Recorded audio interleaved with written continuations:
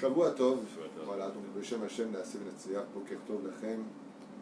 On est aujourd'hui le dimanche 30 du mois d'août, le 10 du mois de Elul, avec Masechet Avot, shiur acheté par Liron Biton. Shakadosh Baruch Hu yivarech oto bechol asher lifnei yaskil v'yatzliach lechaim tovim u'shalom. Avec lui tous les enfants d'Israël, Be'ezrat Hashem Yitbarach, qu'on entende que de bonnes nouvelles. Des fois, je le mets pour tous les malades d'Israël. Les Lunchmat Kol Mete Israël, sans perdre de temps, on commence tout de suite cette Mishnah-là. Be'ezrat Hashem Yitbarach. On est dans la Mishnah Tet Zayin, Perek Chamishi de Masechet Avot. Alors, c'est une Mishnah qui est tellement d'actualité que j'ai pas envie de la bâcler, ouais. Des fois, les mots ne viennent pas. C'est de qu'est-ce qu'il dit? Je sais pas.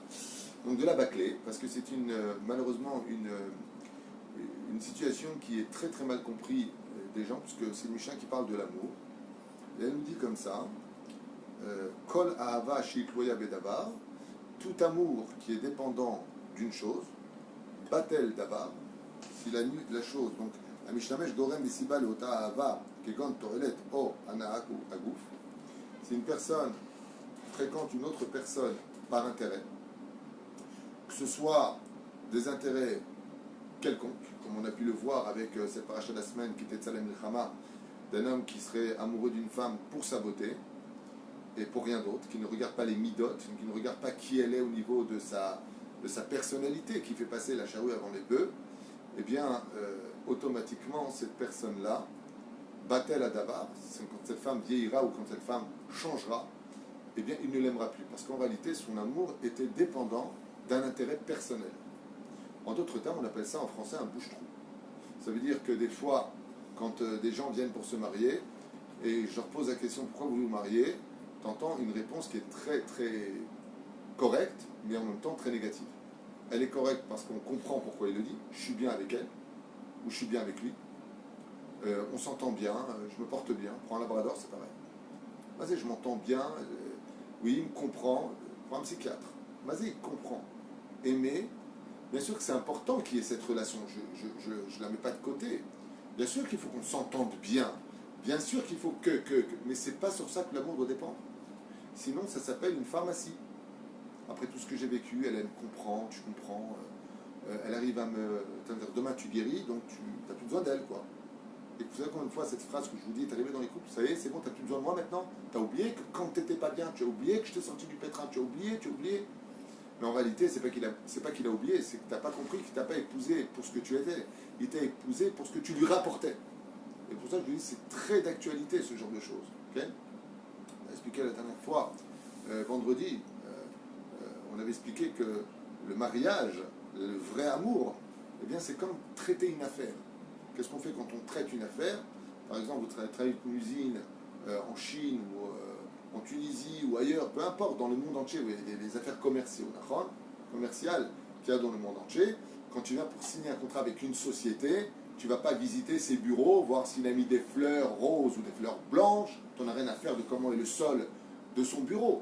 Quand tu viens traiter une affaire, tu viens regarder tout simplement quel est son bilan. Est-ce qu'il a un bon nom à la banque? Est-ce que c'est quelqu'un qui paye ses traites? Est-ce que c'est quelqu'un qui fournit à heure fixe ou alors qu'il y a toujours du retard? Tu vas regarder avec qui tu t'associes dans cette affaire.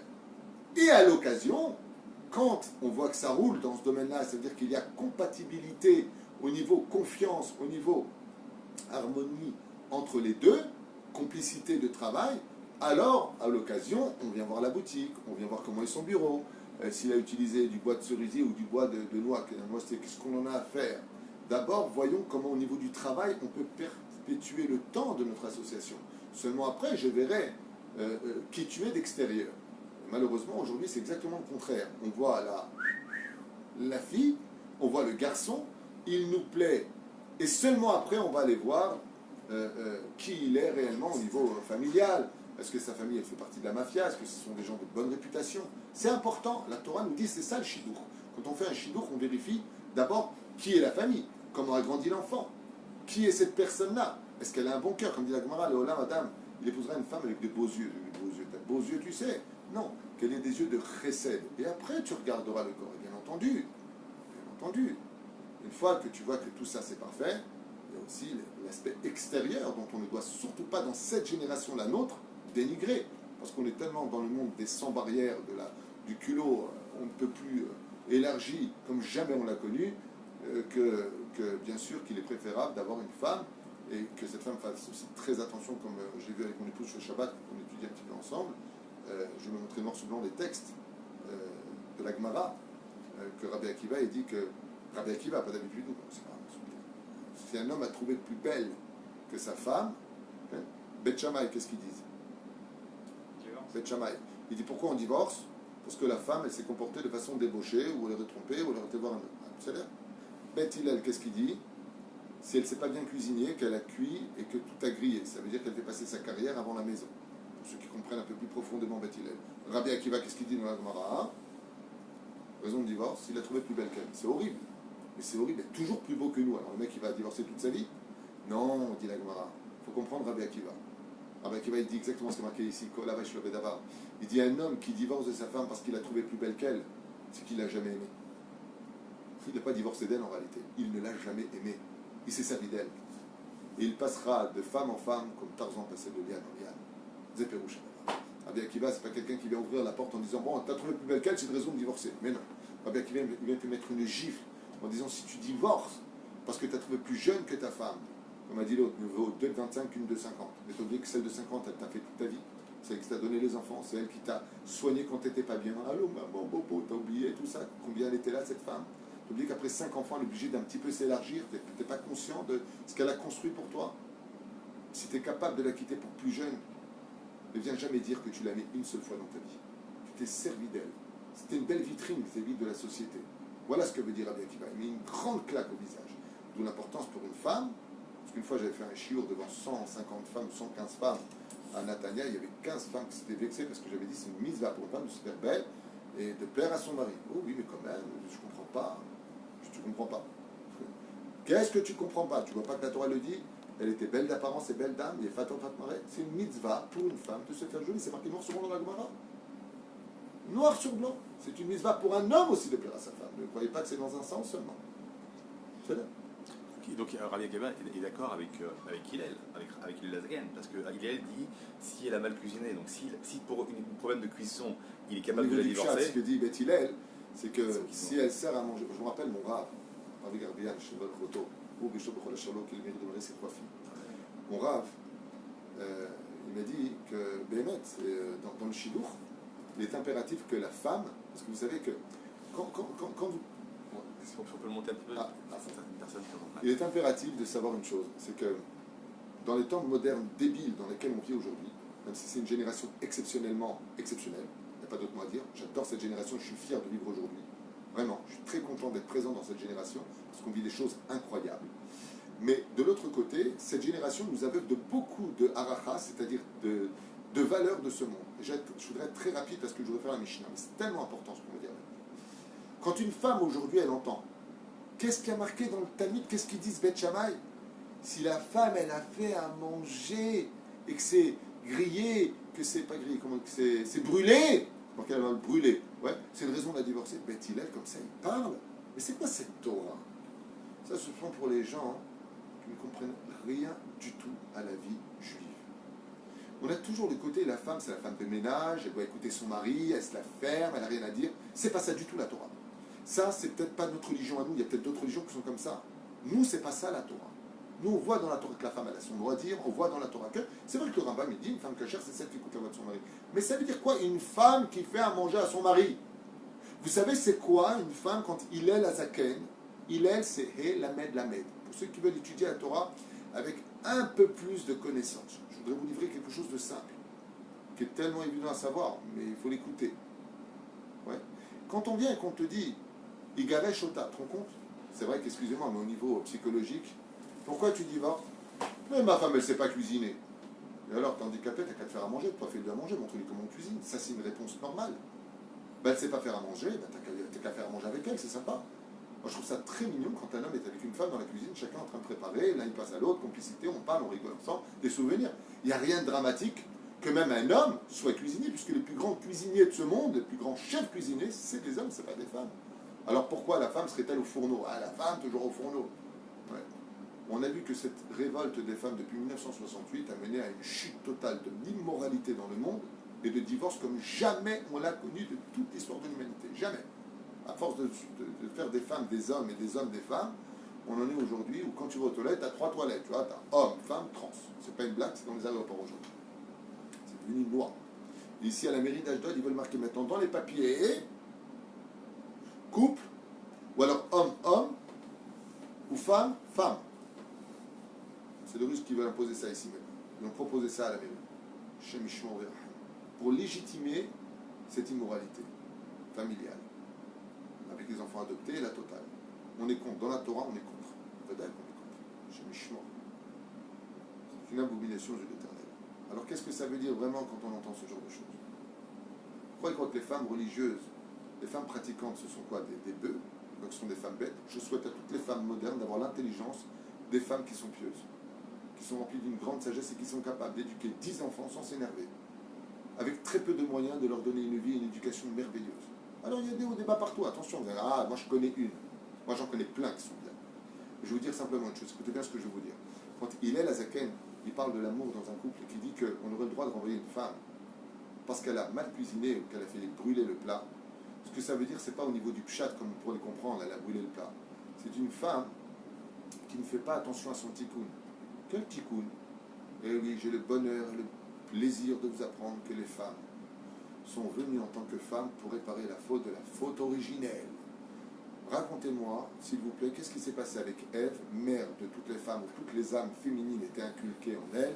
Qu'est-ce qu'elle a fait, Ève? Elle a pris du fruit interdit qui n'était pas encore mévouchal, qui n'était pas encore mûr, et l'a donné à Adam pour fauter. Ce qui fait que quand la femme se réincarnera dans ce monde, elle fera cuire, dit Hillel Azaken, Lamed He, ça fait combien de Gematria? 65 Gematria, Adobai, Adnout. Hillel Azaken, il dit dans le monde de la matérialité, le nom de Adobai, quand tu fais une bracha sur un fruit, qu'est-ce que tu dis? Baruch Ata Hashem, Adobai, on va prononcer. Je vais le dire une seule fois, Baruch Ata Adonai, Lamdeni Chikukha. Ado, plus loin, Naï, c'est Gematria Hillel. Hillel, il est en train de te dire quand tu viendras les Hallel, qui veut dire louer Dieu dans ce monde. Ouais. Il faudra que la femme n'oublie jamais son tikkun. Lequel? C'est que chaque fois qu'une femme prépare un bon plat à son mari, elle répare la faute originelle où Ève a pris le fruit non mûr et qu'elle a donné à son mari. Hillel, maintenant, vu maintenant cette explication très profonde de Hillel, il t'explique que si cette femme-là ne vient pas remplir son tikkun, et qu'est-ce qui s'est passé après le fruit? Continue un peu plus. Qu'est-ce qu'il a fait Adam Rishon après avoir mangé du fruit non mûr que lui a donné Ève? Il a divorcé. Donc Hillel Azaken, il te dit, si c'est pour remettre la même erreur devant nos yeux, Nachon, il va arriver au divorce. Pas chou, tout le monde. Et comment on voit aujourd'hui qu'on est arrivé à la fin du tikkun entre la cuisine de l'homme et la table? Comment on voit ça? C'est qu'aujourd'hui, on est dans des temps tellement modernes que les hommes adorent cuisiner autant que les femmes dans beaucoup de couples, et pas simplement cela. C'est qu'aujourd'hui, la cuisine est faite par allô pizza, allô sushi, allô un tel. Qui où la femme maintenant qui travaille, qui a une vie très difficile, elle travaille à la maison comme une femme de maison, elle travaille dans la vie professionnelle, l'éducation des enfants, et en plus de tout cela, on va lui rajouter fais la cuisine, fais la... on peut un peu se reposer, on n'est pas non plus des chamoras, on n'est pas des animaux, on est humain, on a des vertèbres, on a des côtes, on a un foie, on a un estomac, on est fatigué, on a beaucoup de responsabilités, c'est pas évident. Akadosh Baruch Hu, il sait qu'on arrive à la fin des temps. La reine Bezrat Hashem, aujourd'hui, il y a plus de facilité pour ce genre de choses. Alors, qu'est-ce que ça vient nous enseigner quand il est la Zaken, il dit qu'on aurait le droit, Hazve Shalom, de renvoyer une femme parce qu'elle a pas fait, elle a fait brûler son plat. Ça ne veut pas dire au niveau du pshat ça. Ça veut dire que si elle fait passer par contre sa carrière avant la famille, si elle fait passer sa vie à elle avant de s'occuper de son mari, c'est qu'elle a raté son gilgoul. Et donc il est la Zaken, il dit dans ce cas-là, c'est plus une question de cuisine mal faite égale divorce. Chazve shalom, c'est pas ça que ça veut dire. Ça veut tout simplement dire, dit il est la Zaken, que comme le but de l'homme et de la femme, pourquoi Dieu les a réunis ensemble, patati patata, pourquoi? Pour qu'il répare dans le sens contraire, puisque tu as donné quelque chose de non mature à ton mari à manger à la faute originelle, tu répares ça en lui donnant de bons plats bien cuits à ton mari pour réparer ce qui a été fait et avoir ton Gan Eden. C'est-à-dire que quand une femme est au fourneau, ce n'est pas moins important qu'un homme qui est en train d'étudier la Torah au Beth Midrash. Voilà ce que ça veut dire. Mais comme les gens ne comprennent rien et qui s'en tiennent à ce monde moderne où je fais ce que je veux, t'as rien à me dire, après tu te prends, c'est le côté relou à deux balles, résultat des courses, grande bouche égale finir tout seul. Voilà où on en est. C'est dit un petit peu vulgairement, mais c'est tellement de réalité que je vis dans ce bureau depuis tellement d'années. Zamat. Quand une femme prépare les plats, sachez qu'elle fait une mitzvah énorme. Énorme. Elle répare la connexion du bien et du mal. À tel point que le Ben Ishraï, je finirai avec ça, pour cette parenthèse, je referme maintenant. Le Ben Ishraï, dont c'est l'Eilula, le 13 du mois de Elul, Marana Ben Ishraï, il dit que quand une femme fait la cuisine à la maison, elle évite la mort à sa famille. Il dit comment? Il dit c'est qu'il a, quand elle prend la viande qu'elle a fait cuire, ouais, pour nos maris, c'est Serefa. Oui ou non? Très bien. Serefa, si le mari ou les enfants ils auraient dû mourir à cause d'une faute de Serefa, c'est-à-dire brûler, en mettant les vod à Mishpacha, la viande au four, elle fait la kapara de la famille. Et pour vous en donner une preuve, juste pour finir avec ça, quand on a vécu un grand miracle, comment on remercie Hachem? C'est Oudat Odaya. On fait un repas. Et qu'est-ce qu'il y a dans le repas? On a fait cuire le poisson, on a fait cuire la viande, le pain. Et là, aujourd'hui, il y a des boulangeries, mais avant, c'était pas comme ça. Donc, elle faisait les choses. En réalité, ce n'était pas le repas lui-même qui était la kapara. Ce n'était pas le repas lui-même dans l'absolu qui était à la base extraordinaire de définir les bénédictions qu'on faisait. Mais en réalité, la mitzvah, elle commençait à partir du moment où elle faisait à manger. C'est pour ça que toute la terre dans laquelle on vit ne peut pas vivre sans quoi. Regardez même pendant la pandémie. Beaucoup de sociétés ont fermé. Il n'y en a qu'une de façon absolue qui s'est complètement éclatée. C'est quoi? L'alimentation. Tout l'agrume, toute l'alimentation. Pourquoi? Parce qu'on ne peut pas vivre sans manger. C'est la base de tout quand un enfant vit au monde. Kol ahava sheikluya bedavar. Tout ahava. Sheikluya bedavar. Qui est dépendant d'une chose. Batel davar. Batla ahava. Alors qu'est-ce que ça veut dire aimer? Aimer veut dire donner. Savoir aimer, c'est savoir donner. Cuisiner avec amour. Le vadaï, une femme qui aime son mari, elle dit je vais lui faire un plat, je vais lui faire une surprise. Le mari, il adore l'hachis parmentier. Elle lui fait un hachis parmentier, il rentre. Vadaï, quand on aime, tu sais, quand tu vois ton fils qui arrive, quand tu aimes ton fils, qu'est-ce qu'elle dit la maman? Attends chérie, je vais te faire un petit plat, je te sers tout de suite. Parce qu'on sait très bien que, surtout pour les hommes, manger est un plaisir.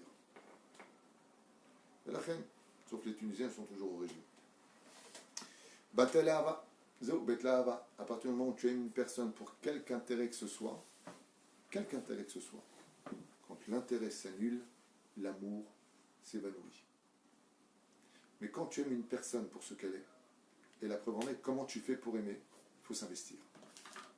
Tu vas t'investir et t'investir et t'investir pour lui et penser. T'as oublié de le mettre? T'avais oublié de le mettre. Ah, chat. Désolé, il avait oublié, pas moi. Je ne donnerai pas son nom à Cher, il avait oublié un peu son, c'est lui là, juste derrière. C'est pas moi. Ah, donc j'imagine que les gens ont dû. On entendait bien, mais pas assez. C'est pour ça que tu as arrêté le masgan et que là je suis en train de transpirer.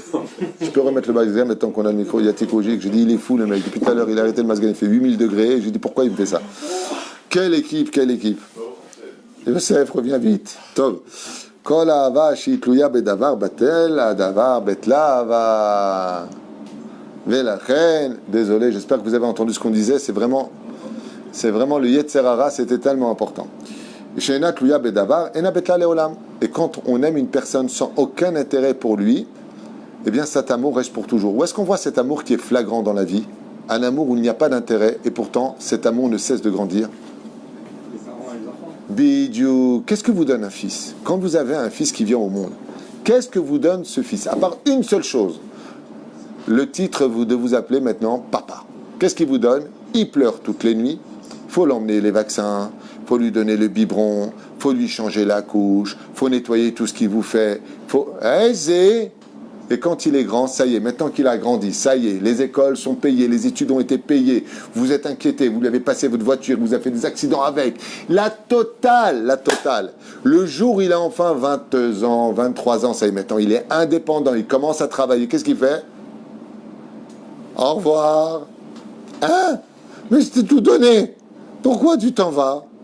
Parce que je viens de rencontrer une femme et je m'en vais. Alors la question qu'on a envie de poser aux parents, c'est mais pourquoi tu l'as tellement aimé? Tu n'as fait que lui donner toute ta vie durant, et lui, tout ce que tu lui as donné, il va le donner à une femme qui vient de rencontrer, ou un mec qui vient de rencontrer si c'est une femme, pour tout lui donner à lui, et que toi, tu lui dis, au fait, tu peux passer un Shabbat, ça fait 6 mois que je t'ai pas vu.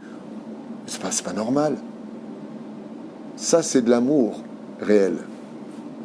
Fais un calcul, qu'est-ce que te donnent tes gosses? Qu'est-ce que te donnent tes filles, à part le plaisir de les aimer? C'est de l'amour gratuit. Cet amour-là n'est pas dépendant et il dure à l'éternité. C'est ce qu'il dit dans la Mishnah. Kol ahava she'enena tluya bedavar, ena tluya bedavar, ena betala le'olam. C'est un amour qui ne s'efface jamais. Un jour, j'ai eu un shlom bayit qui est arrivé ici, et la femme a dit à son mari, oui, mais je l'aime plus à côté de lui.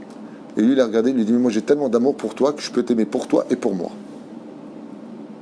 Alors la femme m'a regardé, elle m'a dit, d'accord, ok, on va pas divorcer parce qu'on a des enfants, sinon elle aurait divorcé. Mais le mari, il est bien. Alors elle me dit, mais comment on peut faire pour réaviver l'amour dans le couple? Je dis, c'est pas chaud, à partir de maintenant, vous allez être égoïste, vous allez vous investir pour lui, être présente pour lui. 1 an plus tard, ce couple revient ici, et je demande à la femme, nous, alors où vous en êtes? Elle me dit, effectivement, depuis que je m'investis beaucoup plus pour lui, je commence à réaviver mes sentiments de plus en plus. S'investir, c'est aimer. Vous comprenez maintenant combien Dieu nous aime? Vous réalisez un petit peu combien Dieu nous aime? Combien il veille sur nous, combien il nous donne, combien. Et qu'est-ce qu'on lui donne, nous? Il fait grandir une bâte Israël.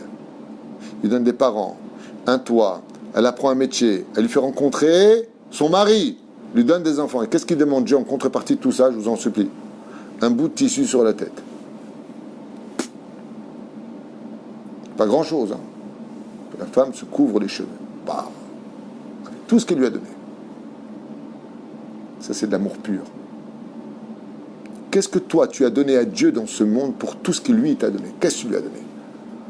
Je donne les masser. Il t'a donné 90%. Il a pris 10, je vois. C'est vachement équitable. Il t'a donné la santé, qu'est-ce que tu lui as donné avec? Tu t'es levé au slichot le matin. Il t'a donné des yeux, qu'est-ce que tu en as fait? T'as étudié un peu la Torah? Un peu, pas beaucoup, 1 heure. Non, c'est trop. 1 demi-heure. Il t'a donné des oreilles. T'as entendu un Dvar Torah et un shiur Torah? Ok, tu veux voir tes films, tu veux écouter ce que tu veux. Musique, pas de problème. Fais, kiffe ta race, y a pas de problème. Allez, tu sais quoi? Alaï, comme dirait l'autre. Mais en attendant, est-ce que tu as donné un petit peu à Dieu? Est-ce qu'on a laissé un peu de monnaie dans les mains d'Hachem? Boré Olam, il nous a tout donné. Nous, qu'est-ce qu'on lui donne?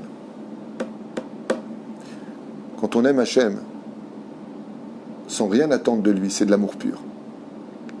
Si tu es très religieux, si tu t'es sacrifié pour la Torah et que tu vois aucun résultat dans ta vie, c'est parce que Dieu veut t'emmener à te faire réaliser que ton amour, il est sincère.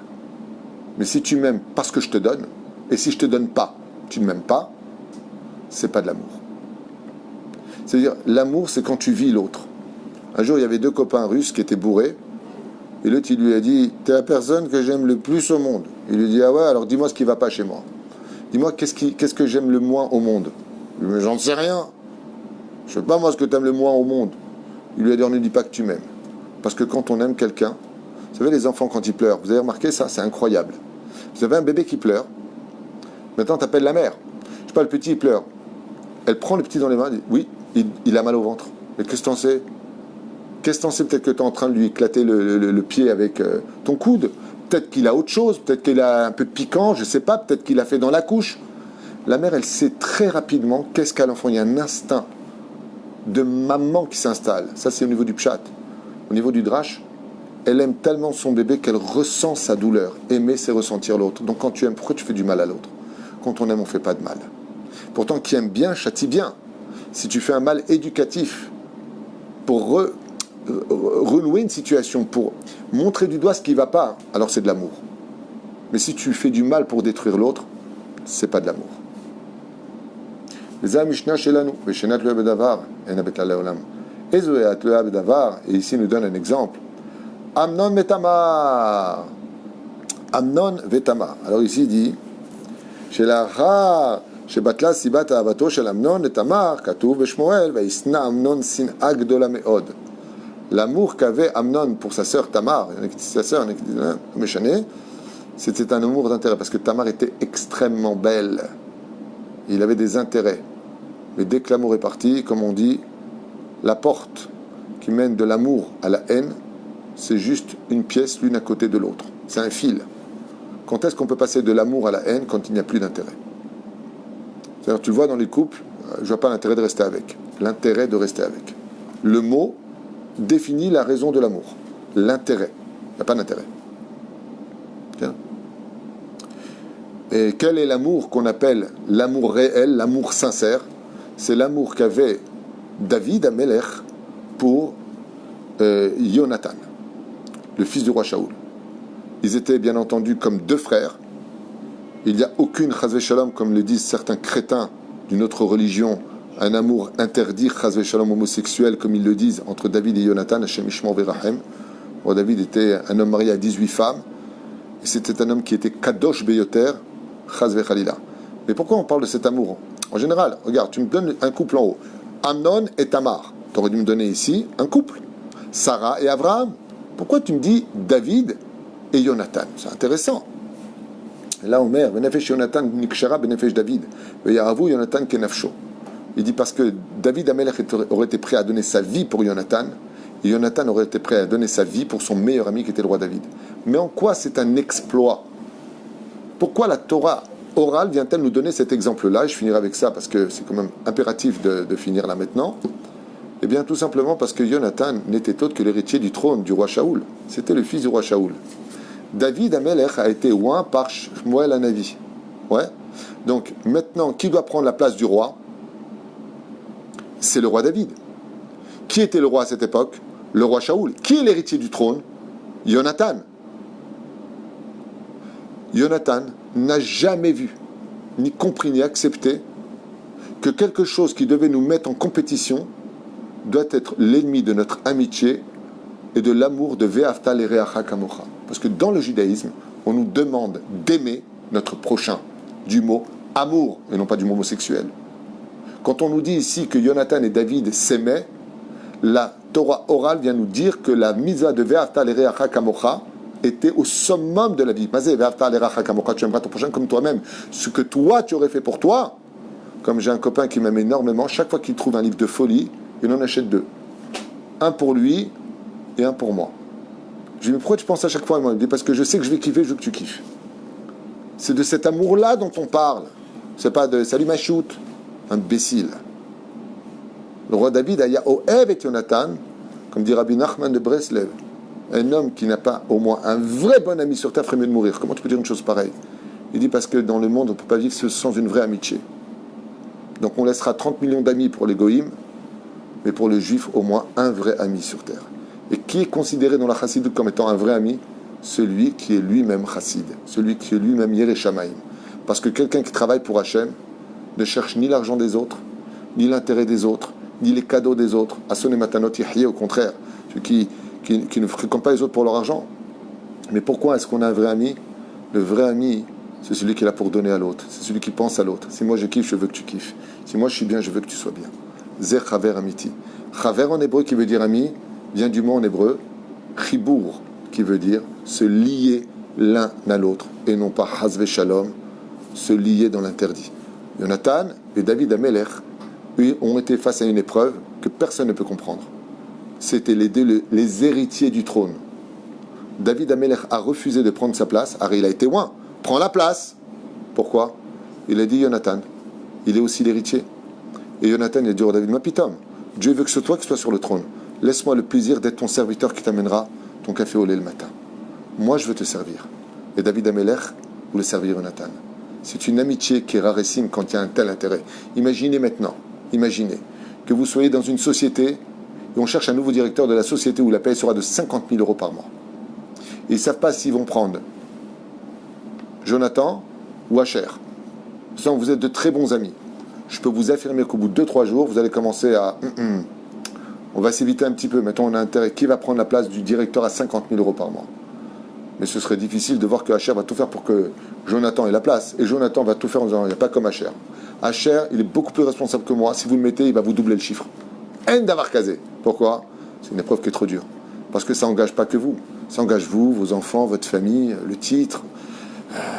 Moi, ami, mais jusqu'à une certaine limite, baba. Là, on voit que c'est une amitié qui a été capable de surmonter l'image du trône et le pouvoir d'un pays. Pourquoi ? Parce qu'il y a une vraie, sincère amitié entre nous. Les vrais amis sont ceux qui ne se vexent pas quand ils ne viennent pas au mariage. Quoi, toi, mon meilleur ami, tu viens pas à mon mariage ? Si mon meilleur ami n'est pas venu, c'est qu'il avait une raison valable. Parce qu'il est certain que comme c'est vraiment un ami pour moi, il serait venu. Ça, c'est l'amour de la Torah. Kol Tuv. Aya Shurazeh, Bezrat Hashem, Liron Biton, Bracha Vatzlacha, et beaucoup d'amour dans ta vie.